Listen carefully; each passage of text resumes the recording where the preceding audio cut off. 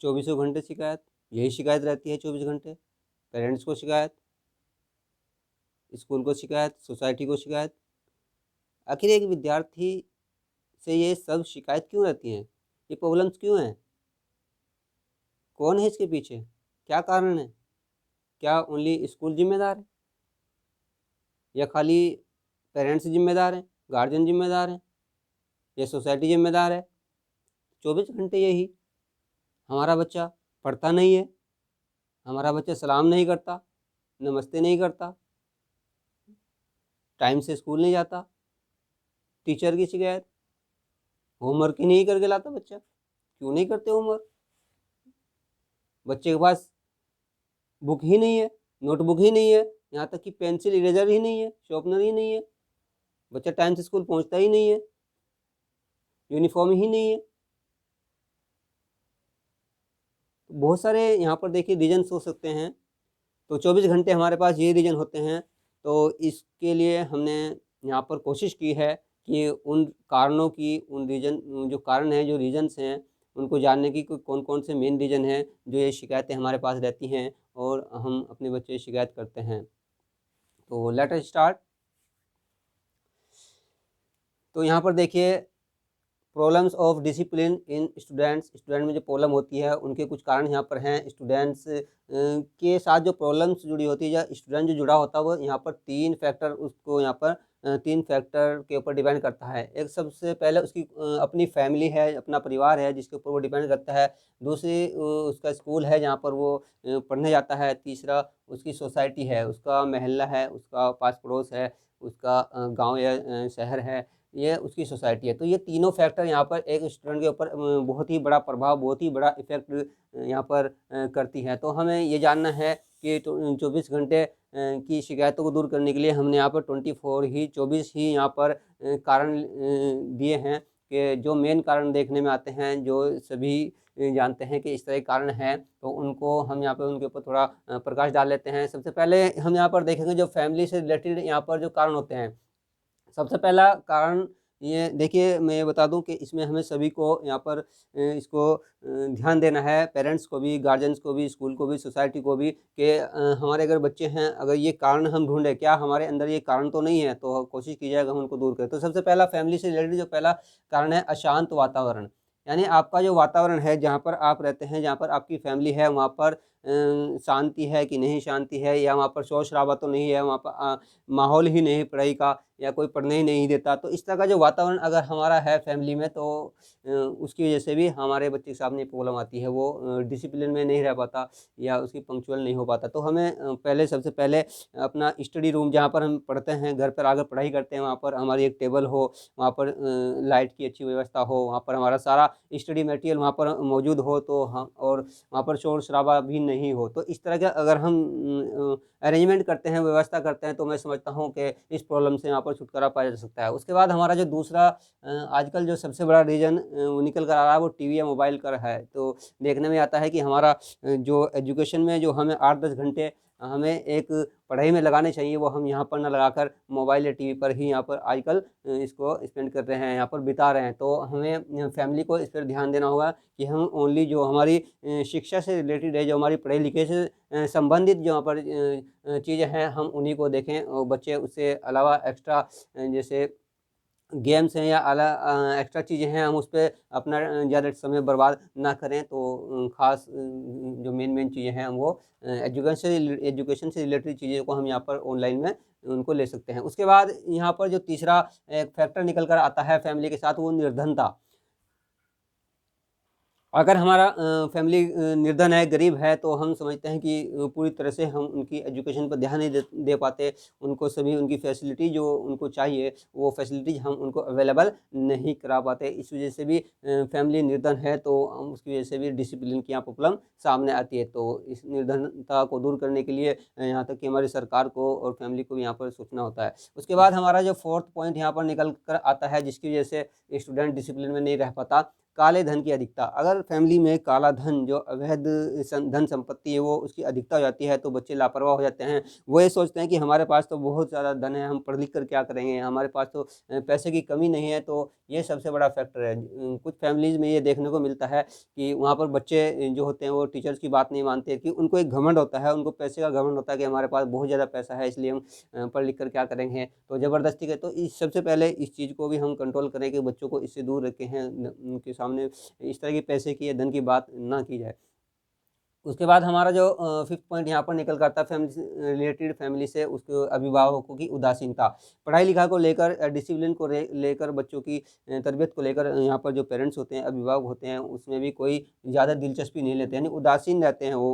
उनको कोई इससे मतलब नहीं होता कि बच्चा कब कहाँ क्या कर रहा है, पढ़ने जा रहा है, नहीं पढ़ रहा है, घर पे आकर वो क्या कर रहा है। तो कोई भी उन बच्चों की तरफ ये गार्जियन यहाँ पर ध्यान नहीं होता, तो इसकी वजह से भी यहाँ पर डिसिप्लिन की प्रॉब्लम निकल कर सामने आती है। उसके बाद एक और पॉइंट यहाँ पर जो 6 पॉइंट है, फैमिली से रिलेटेड अनैतिक व्यवहार। अगर हमारे घर में गाली गलौज होती है, अनैतिक व्यवहार होता है, कोई किसी को रिस्पेक्ट नहीं करता, छोटे बच्चे बड़ों को रिस्पेक्ट नहीं कर रहे हैं या बड़े बच्चों को ध्यान नहीं दे रहे हैं, तो बिल्कुल यहाँ पर एक सिस्टम टेढ़ा मेढ़ा, बिल्कुल सिस्टम ही नहीं है। कोई भी अच्छी बातें नहीं होती हैं, कोई पढ़े लिखे की बातें नहीं होती हैं, तो अनैतिक व्यवहार है।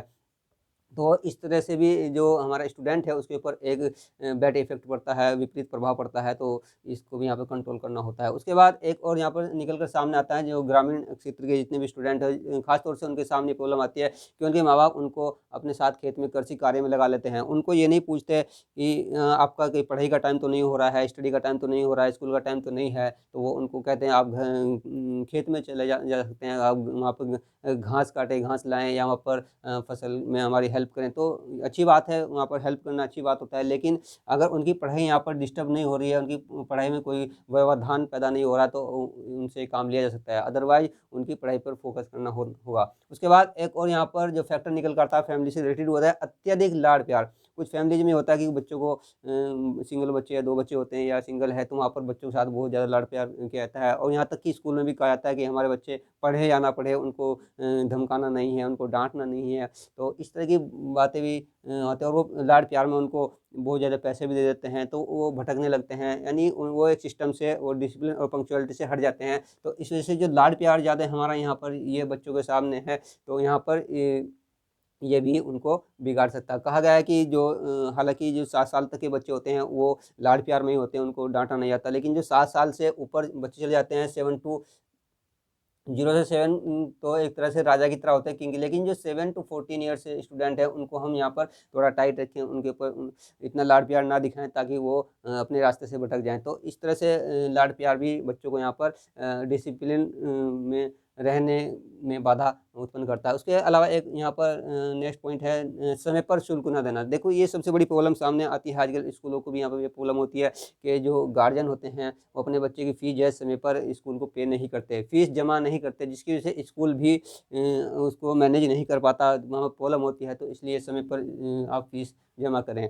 कभी-कभी ऐसा होता है कि बच्चे को स्कूल से वापस भी भेज दिया जाता है, कभी-कभी उसको क्लास से बाहर कर दिया जाता है, क्योंकि वहाँ पर भी एक सिस्टम होता है, वो सिस्टम में वहाँ पर प्रॉब्लम पैदा होती है। इसलिए पेरेंट्स की ये भी ज़िम्मेदारी है कि इस फैक्टर पे ख़ास तौर से ध्यान दें कि अपनी जो शुल्क है वो समय पर यहाँ पर सबमिट करें। उसके अलावा एक नेक्स्ट पॉइंट यहाँ पर जो स्टूडेंट के सामने देखने को आता है कि अधूरी पाठ्य सामग्री। जो स्टडी मटेरियल होता है सभी बच्चों के पास कभी-कभी भी यहाँ पर पूरा देखने को नहीं मिलता, अधूरा होता है। उनके पास कोई बुक नहीं है, नोटबुक नहीं है या कोई फ़ाइल नहीं है, स्टडी मटेरियल नहीं है। तो यहाँ पर भी कल क्लास में भी आप देखते हैं कि एक-दूसरे से छीना-झपटी, एक-दूसरे से वो उसको लेने की कोशिश करते हैं। तो यहाँ पर भी पढ़ाई में व्यवधान होता है, जिससे डिसिप्लिन यहाँ पर क्लास का डिसिप्लिन भंग हो जाता है, वहाँ का डिसिप्लिन टूट जाता है। ये तो हमारे फैमिली से रिलेटेड हैं, जो फैमिली को इस पे गौर करना चाहिए कि हम इसमें कौन-कौन से अपने फैक्टर्स जो हैं जिस पे सुधार कर सकते हैं। उसके बाद कुछ यहाँ पर फैक्ट, ये फैमिली से रिलेटेड फैक्टर थे। अब हम देखते हैं कुछ सोसाइटी से रिलेटेड है, जो हमारी मोहल्ला है, सोसाइटी है,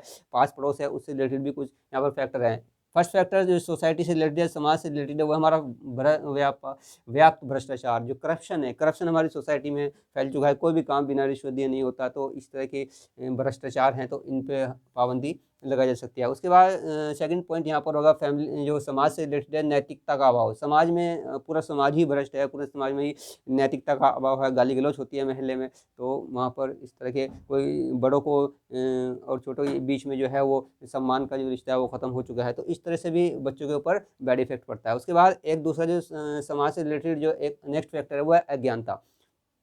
अगर हमारा समाज अज्ञान है, अनपढ़ है ज़्यादातर, तो इसका कहीं न कहीं असर हमारे स्टूडेंट पर भी पड़ता है, बच्चों पर भी पड़ता है, तो ये भी एक यहाँ पर बड़ा फैक्टर है। उसके बाद एक निर्धनता, अगर पूरा समाज ही फैमिली गरीब है या पूरा समाज सोसाइटी ही निर्धनता में जी रही है, तो इसका भी बच्चों के ऊपर बैड इफेक्ट पड़ता है। उसके बाद यहाँ पर देख लें मित्र मंडली, हमें ये भी देखना होगा कि हमारे जो स्टूडेंट हैं, हमारे जो बच्चे हैं, माँ-बाप को उस पर ध्यान देना होगा कि समाज में उनके कौन-कौन यहाँ पर दोस्त हैं, कौन-कौन मित्र हैं, उन मित्र मंडली, मिसाल के तौर पे 4-5 दोस्त हैं आपके बच्चे के, तो आपको पता होना चाहिए कि वो किस स्कूल में जाते हैं, क्या पढ़ते हैं और कैसे उनका व्यवहार है, तो इस पे भी ध्यान देना होगा, क्योंकि ज़्यादातर बच्चे यहाँ से ही डिसिप्लिन से बाहर होने की कोशिश करते हैं और हो जाते हैं। इसके बाद ये 2 फैक्टर हम देखें जो आपकी फैमिली से, जो आपकी समाज से रिलेटेड है, लेकिन कुछ फैक्टर ऐसे भी होते हैं कि मान लिया फैमिली से और सोसाइटी से रिलेटेड कोई फैक्टर ही नहीं है, सब सही है, सोसाइटी अच्छी है, फैमिली अच्छी है, पढ़ी लिखी है, सब तमीज़ तहज़ीब से सब व्यवहार सब ठीक है, लेकिन स्कूल से रिलेटेड भी कुछ प्रॉब्लम उससे होती हैं, जो स्कूल की वजह से उत्पन्न होती हैं, जो स्टूडेंट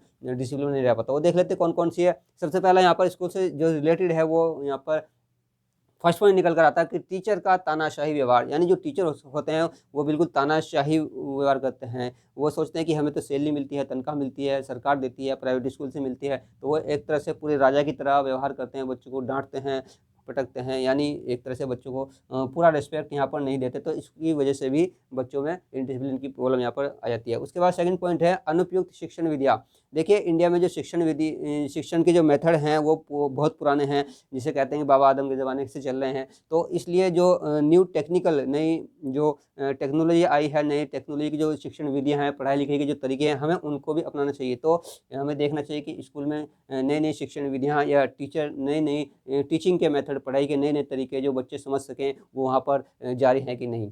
तो ये भी एक प्रॉब्लम होती है। उसके बाद यहाँ पर जो नेक्स्ट पॉइंट है थर्ड, कक्षा में अधिक विद्यार्थी। मिसाल के तौर पे एक क्लास में 40 विद्यार्थी हो सकते हैं, 40 विद्यार्थी एक क्लास में चल सकते हैं, लेकिन एक सेक्शन में अगर उससे ज़्यादा मान लिया 100 बच्चे हैं, तो फिर ये होता है कि जो टीचर है वो सभी को प्रॉपर्ली यहाँ पर नहीं पढ़ा पाते हैं, और उसकी वजह से सभी बच्चों पर पूरी तरह से यहाँ पर ध्यान नहीं दिया जाएगा, क्योंकि इतने बच्चों को कैसे कंट्रोल किया जाएगा, नहीं कंट्रोल कर सकते। इसलिए हमें ये ध्यान रखना होगा कि हमारा बच्चा जिस क्लास में पढ़ता है, जिस सेक्शन में पढ़ता है, वहाँ पर बच्चे कितने हैं, कोई बहुत ज़्यादा बच्चे तो नहीं है, ताकि हमारे बच्चे पर वहाँ पर ध्यान ही नहीं दिया जा सकेगा, तो इसलिए इसको भी हमें ध्यान रखना होता है। उसके बाद जो नेक्स्ट पॉइंट निकल कर आता है यहाँ पर, शिक्षकों का शिक्षण में रुचि नहीं लेना।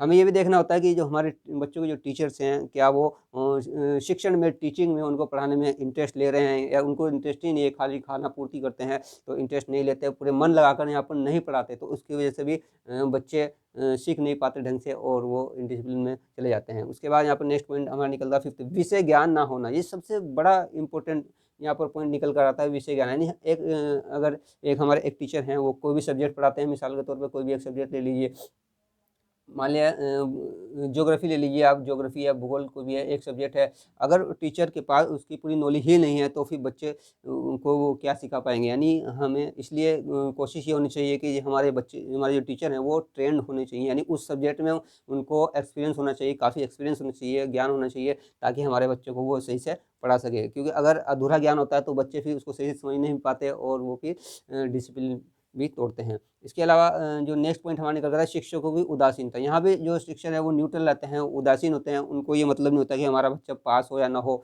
बस वो तो एक फॉर्मेलिटी, आएंगे क्लास में आते हैं, अपनी फॉर्मेलिटी निभाते हैं और निकल जाते हैं। उनसे कोई मतलब नहीं होता कि हमारे यहाँ पे पेरेंट्स फीस देते हैं, बहुत मोटी फीस देते हैं, और हमारा बच्चा वो सीख पा रहा है कि नहीं पा रहा है, तो उनको खाली खाना पूर्ति करने से मतलब होता है। तो उदासीनता भी एक खतरनाक यहाँ पर एक बीमारी की तरह है, जो बच्चों को अनुशासन में नहीं रहने देती है, अनुशासनहीन बना देती है। उसके बाद नेक्स्ट पॉइंट हमारा 7 पॉइंट निकल कर आता है, खेल कूद की व्यवस्था ना होना। देखिए आजकल स्वस्थ कहते हैं कि स्वस्थ शरीर में ही स्वस्थ मस्तिष्क रहता है, दिमाग माइंड आपका सही होगा, आपकी बॉडी जो फिजिकल आपका जो स्ट्रक्चर है जो वो सब सही होगा तो आपका पढ़ाई में मन लगेगा, आप डिसिप्लिन रहेंगे। और देखिए खेल कूद सबसे इम्पोर्टेंट माने जाते हैं, क्योंकि खेल कूद से हम नियम सीखते हैं, कायदे कानून सीखते हैं, कैसे हमें एक दूसरे के साथ रहना है, कैसे खेलना है। इसी तरह फिर उन रूल्स को हम अपनी सोसाइटी में, अपनी लाइफ में अपनाते हैं। तो इसलिए खेल कूद की व्यवस्था का ना होना भी बच्चों को नियमों से, कायदे कानून से दूर करता है, तो इसलिए इसकी व्यवस्था होनी चाहिए।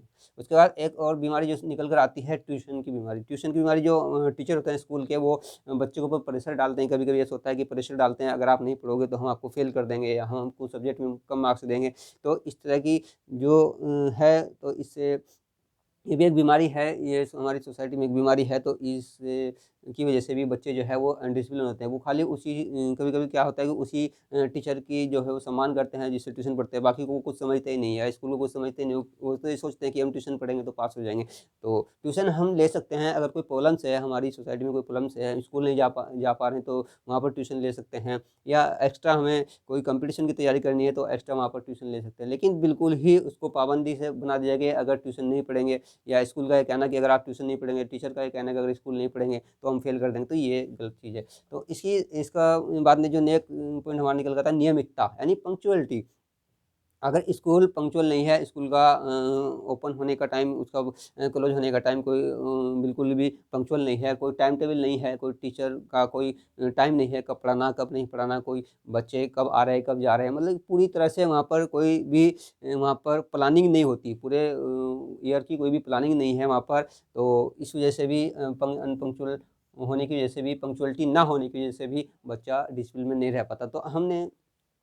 तो डियर व्यूअर्स, आपने देखा कि यहाँ पर खाली किसी एक पक्ष को ही यहाँ पर जिम्मेदार नहीं ठहरा सकते कि बच्चा डिसिप्लिन में नहीं है। तो सभी का यहाँ पर रोल रहता है, फैमिली का रोल भी है, बच्चे का खुद अपना भी रोल है, और आपके स्कूल का भी रोल है, सोसाइटी का भी रोल है। कभी कभी यहाँ पर ये होता है कि बच्चा किसी माइंडली, किसी बॉडी में कोई बीमारी ऐसी हो सकती है जिसकी वजह से बच्चा सही व्यवहार नहीं करता, तो हम वहाँ पर मेडिकल हेल्प ले सकते हैं। तो आपने ये देखा, ये कुछ पॉइंट हैं, 24 आवर्स 24 घंटे जो शिकायत रहती है उसके लिए 24 पॉइंट यहाँ पर दिए गए हैं। अगर हम 24 पॉइंट को कंट्रोल कर लें, हमारा जो फैमिली है, हमारा जो स्कूल है, हमारी जो सोसाइटी है, हमारी जो सरकार है, जो गवर्नमेंट है, खास तौर से जो हमारे नेता होते हैं जो वोट मांगने के लिए आते हैं, अगर उनके सामने हम इस तरह की जो प्रॉब्लम्स है जो उनके स्तर की, उनके लेवल की हैं, अगर वो उनको पूरा कर सकें, तो उनमें सुधार कर सकें, तो हम सब मिलकर अगर इन पे यहाँ पर कंट्रोल कर सकते हैं, तो हम ये देखेंगे कि जो बच्चा हमारा निकल कर आएगा सोसाइटी में, वो बिल्कुल एकदम बिल्कुल फूल की तरह होगा, एकदम बिल्कुल साफ सुथरा होगा। तो dear student and viewers, and जितने भी हमारे यहाँ पर व्यूवर्स हैं, वो यहाँ पर इन पॉइंट को गौर फिक्र कर सकते हैं, यहाँ पर इस पर ध्यान दे सकते हैं, ताकि हमारा स्टूडेंट कामयाब हो सके। Thank you.